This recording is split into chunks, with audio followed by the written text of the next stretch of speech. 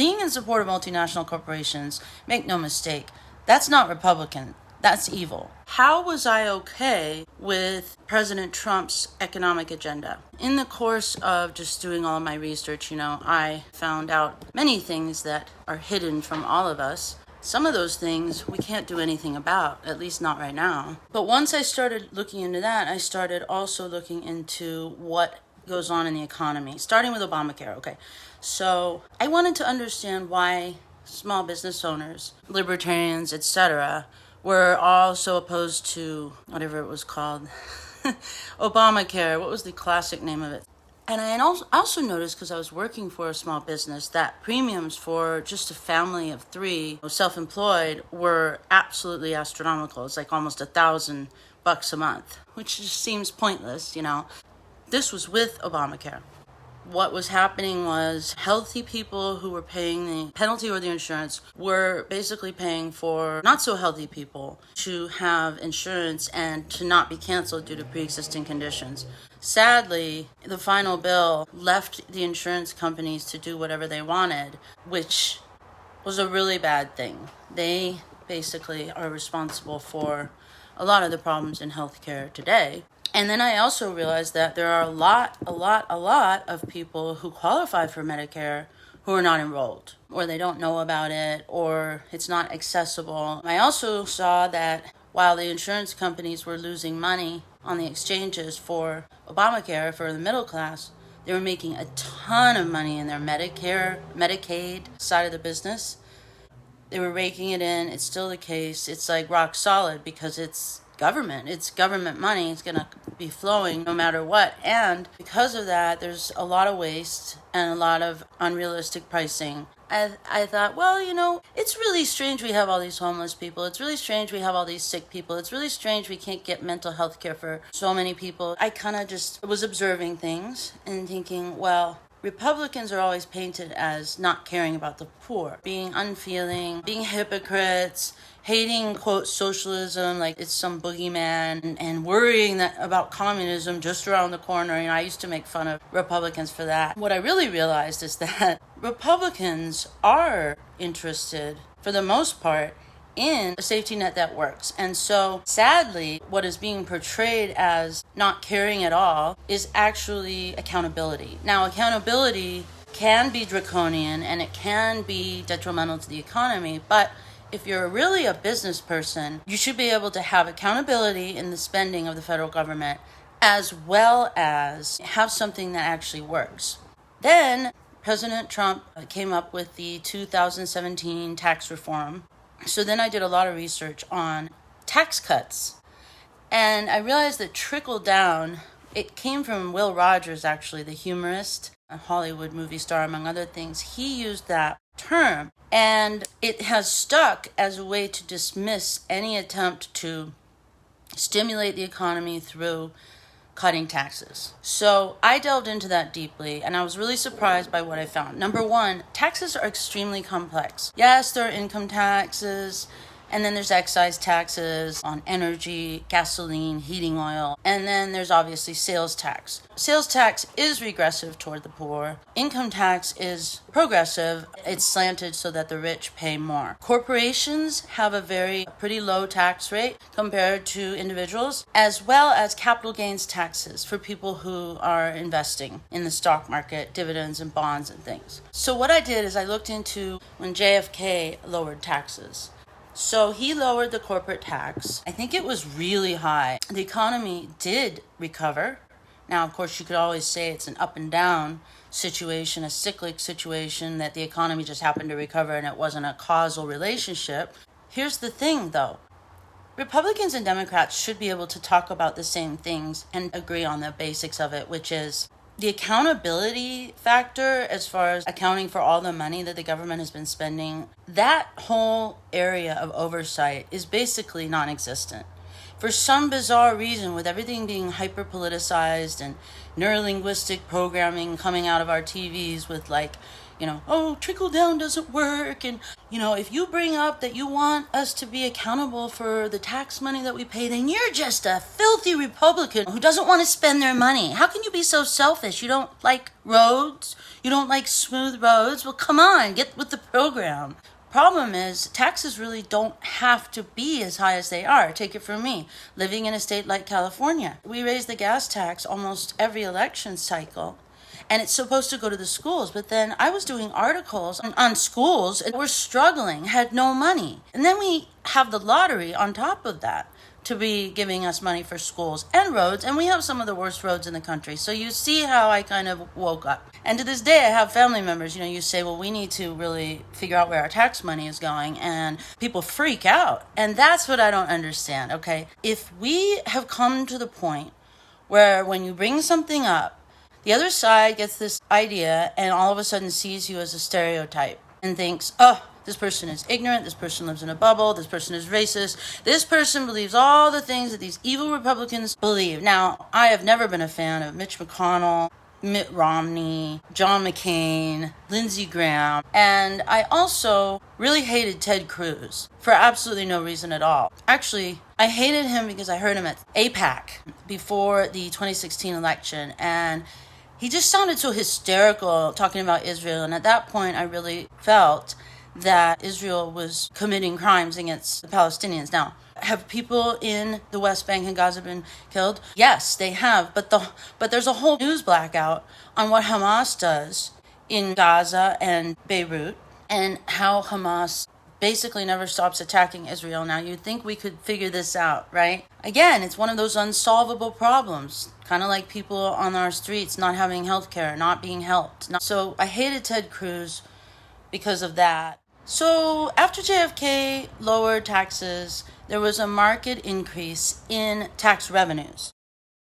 This is because what happens whenever you have fairly high corporate tax rate? I think Trump lowered it from like 31 to like 15 or something. You can correct me if I'm wrong. Before then, the big companies had moved their intellectual property and their headquarters overseas, and they kept billions, literally billions, overseas. And they didn't like the fact that the taxes were higher than the rate they could get elsewhere.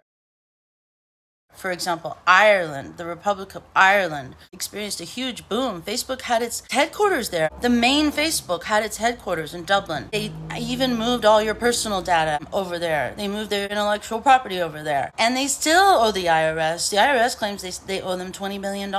So this all stems from them trying to avoid paying taxes and looking for tax shelters during the Obama years. This started in 2010 when they moved to Dublin. So I wrote an article before tax reform was passed by Donald Trump, and I got a lot of flack. People I thought would be able to look at the data and see that, hey, you know what? We're not talking about some fat cat and, he throws crumbs out to us, the middle class. We are actually talking about repatriating billions and billions of dollars back into the economy that have been kept out of our treasury because these corporations did not want to pay. They didn't want to pay double, and they didn't want to pay as much as was being charged. That is why I was okay with Trump's economic agenda. He sure had a hell of a headwind and many, many, many things opposing him, not the least of which is his abrasive personality, women claiming things about him.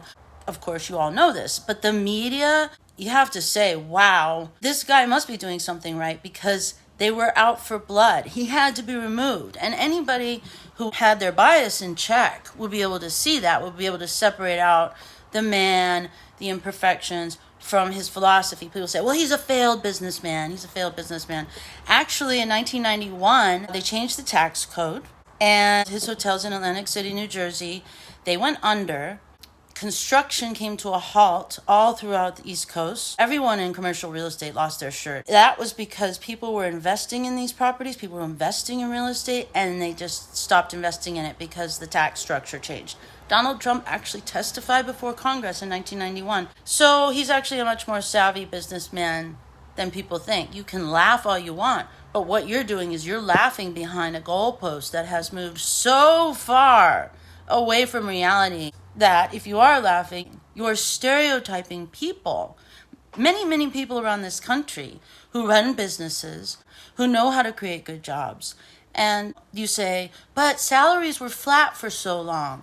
Yeah, corporate America is really bad because they're multinational corporations. So another piece that I've explained before, I learned just what, quote, free trade does to countries like the Dominican Republic and Haiti and on. There was a deliberate attempt to break the dairy farmers in the Dominican Republic by our global companies in powdered milk. That's not free trade. You may say there's no tariffs, but it is basically establishing an unfair advantage toward the multinational corporations, the faceless ones, and not toward any country exporting what they can be proud of and what they can actually earn from. Well, being in support of multinational corporations, make no mistake, that's not Republican. That's evil. I'm still a populist. I'm still liberal in vices are up to the people. So that would be more libertarian. Now, I used to think libertarians were complete idiots because they didn't want their taxes to go to pay for roads. I mean, how simplistic is that? But this is what we are dealing with in college. Thank God I had that teacher that taught me about fair trade, not free trade. And then that was when the whole Occupy movement came up. I mean, before that, it was the WTO. It's all connected. American companies, mid-size, large private companies, things that started as family businesses. Yeah, of course, some of them turn really corporate and multinational, but there's a huge difference between the small business owners, the people who make things here, the medium-sized outfits that really deserve a break. And another thing is, I remember listening to President Obama talk about small businesses and how he was going to help them. And I realized, they've been talking about this every single president's term. It's the same thing. I don't see any change with the tax burden on small business. The payroll tax and all of these things. And I got in a discussion with a millionaire friend of mine. He owns a couple businesses, and I guess he's been lucky in what product he has, but he couldn't relate to my talking about payroll tax at all. He's like, what do you mean payroll tax? But you talk to, depends on the industry, a lot of other small businesses, and payroll tax is just crushing. So anyway, this is why I was okay with Donald Trump's economic agenda. Many people did very well. People in my company, small business, people were just generally doing well.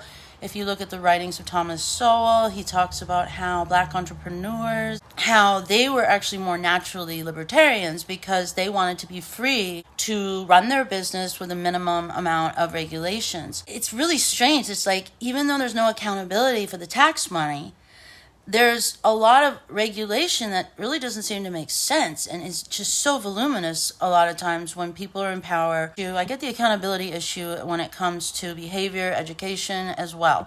We need that piece. If we're going to talk about the very real truths of our history and keeping Black Americans down and not fulfilling their full potential, cops harassing them, which does happen. If we're going to talk about those truths, we also have to talk about personal responsibility. There are many Black business owners that are champions of personal responsibility and great examples of it. To me, no subject is taboo. We need to talk to each other. Black Americans they were doing fantastic under Trump. And another reason for that is that there's a huge lie about illegal immigration, okay?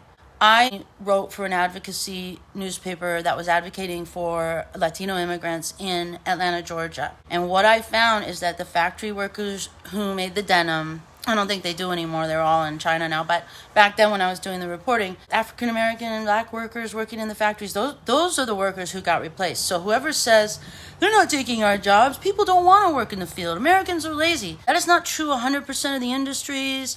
Every industry is different. Construction work is considered the top of jobs that immigrants can take, and it pays very well, actually. We gotta really zoom in on the industry to talk about economics when it comes to illegal immigration. Who benefits the most from illegal immigration? Multinational corporations, okay? They keep their wages down, and meantime we have people without jobs suffering. So when Trump built the wall and disincentivized crossing illegally, that caused the economy to also tighten up and wages to tighten up, because prevailing wages, what an American would work for, was now what companies had to pay.